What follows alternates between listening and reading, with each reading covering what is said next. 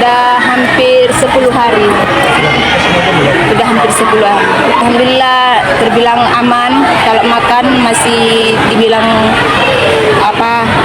masih dapat 3 kali satu hari. Ada karena darurat perjalanan di sana nggak bisa ditempuh, ada mobil datang menjemput, katanya masih dalam keadaan kawasan waspada, maka dijemput ke sini pakai mobil. Udah 9 bulan. 9 bulan. Ibu membawa anak dalam kandungan, lalu bawa anaknya berapa lagi? Satu. Itu yang dievakuasi berarti ya? Evakuasi. Ya.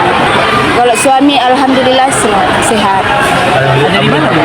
Dan sama suami di sini? Saya Batangkara.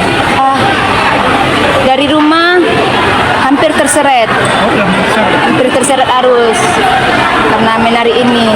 Karena air udah hampir sepinggang.